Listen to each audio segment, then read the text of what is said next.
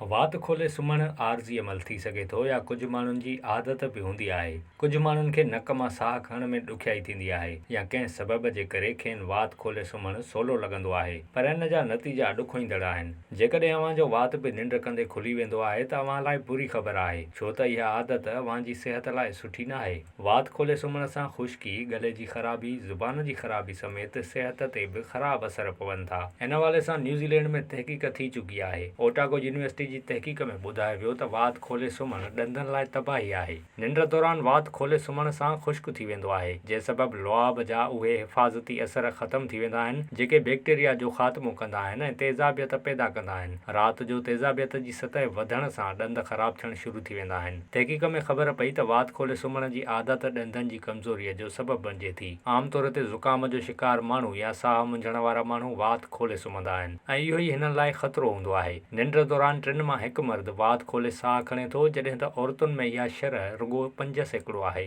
मुहक़िक़नि ॿुधायो त नतीजनि मां इन ख़्याल खे हथी मिले थी त वात सां साह खणणु ॾंदनि जे मर्ज़नि जो वॾो सबबु आहे। ख़्याल रहे त वात उहे माण्हू खोले सुम्हंदा आहिनि जेके मामूल खां वधीक सुस्त थी वेंदा आहिनि या घणो थकिजी पवंदा आहिनि। जेकॾहिं अव्हां इन खां बचणु चाहियो था त निंड जो बाक़ाइदा शेड्यूल बरक़रार रखो। राति जो चांहि न पीओ ऐं निंड वारो माहौल पैदा करियो, जीअं बल्ब विसाइण ऐं चादर विझी सुम्हणु। साह जूं मश्कूं करण बि अव्हां खे नक ज़रिए साह खणण में फ़ाइदो पहुचाए सघे थो। पंहिंजी सिहत जो बि वधि खां वधि ख़्यालु रखो। जेकॾहिं वधीक परेशानी हुजे त ॾंदनि जे डॉक्टर या निंड जे माहिर सां राब्तो करे तजवीज़ूं वठी सघजनि थियूं। विज़िट कयो अवामी आवाज़ मीडिया ग्रुप जी वेबसाइट awamiawaz.pk